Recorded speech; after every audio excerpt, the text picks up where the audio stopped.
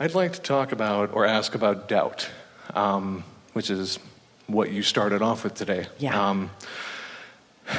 My set point seems to kind of hit right around 13, right around doubt. Sometimes I'll, pull down into worry or go up into contentment, but... So by set point, let's just define that. The place I often hang around, the place where my momentum commonly leads me, the thoughts that I continue to think. So my basis of belief hangs around there. Did you hear all the different ways of framing it? Mm-hmm. Yeah. Even so much to the point where when I try to do Abraham work, I'll try and reach for a better feeling thought, but immediately I'll have this feeling of, nope, can't do that. Nope, that's not going to work. Nope. And I can't get past that knot. Well, have you been listening to us for a little while? Because quite a while. As you listen to us for a while, we're talking about a year or two or a decade or two, we're talking about experiencing with us and being part of the evolution of the way we are explaining things. So the emotional guidance scale, that's what he's referring to. There was one on your chair when you came into the room. That was a way of helping you to understand that there is a non-physical version of you, your inner being, and there is a physical version of you, and that the vibrational way you play with or against each other is what those emotions are all about. It explains what your guidance system is. How in alignment with what my inner being knows am I, or how not in alignment am I? It was a good basis. And then for a while, we were showing you how to move up the emotional scale. But really, when you think about it, if you're looking at the rungs of a ladder or even the emotional scale, and you feel like you're stuck in this place, any effort that you make to move from that place is not helped by the law of attraction, who you've already explained to, this is where I am on the emotional scale. So we get why it's hard to move up the emotional scale, because where I am is where I am, and where I am is where the law of attraction is bringing stuff to me. So sometimes you have to just step away from the specific pronouncement to myself of where I am and take another approach. And so here's something. We want to play with you about this and see if this shakes some things loose in an easier way. Have you noticed, especially if you have other people that are around you who are watching you, who have been counseling you or guiding you or mentoring you or just observing you, that it's easy to feel defensive about what they observe about you.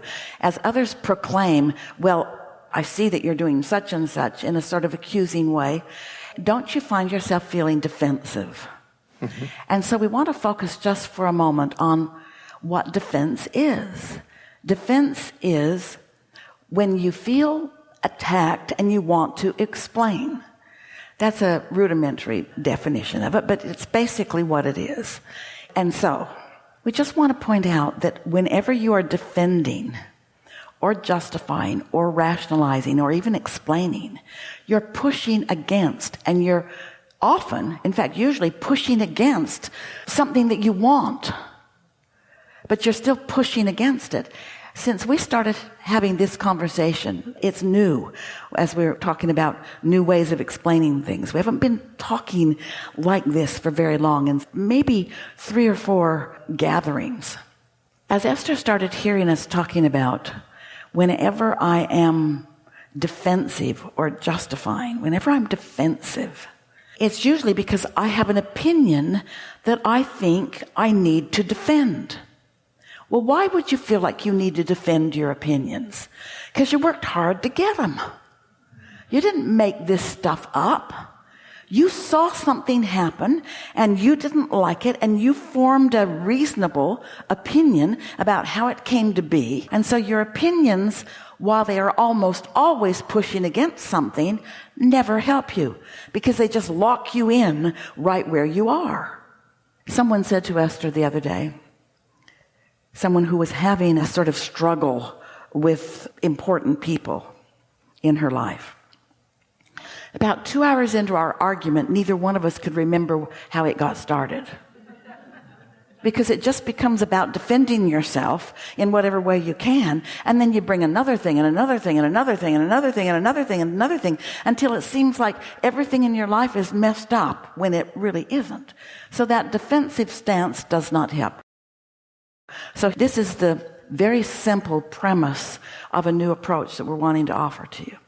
Whenever you find yourself in the middle of negative emotion, call it doubt if you want to, doesn't matter where it is on the scale, stop and say to yourself, I'm defending an opinion.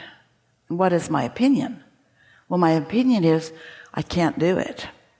Or if I was going to do it, I probably would have already done it. Or maybe I'm not supposed to do it. Or I did it and it didn't really work. In other words, you have opinions about where you are. And since the opinion is always pushing against, and it is never in alignment with what your inner being is thinking about the same thing, if you'll just stop and say, never mind my opinion, because that's not helpful, what do I intend? And in the moment that you say, my opinion is this, but never mind that, flick it off.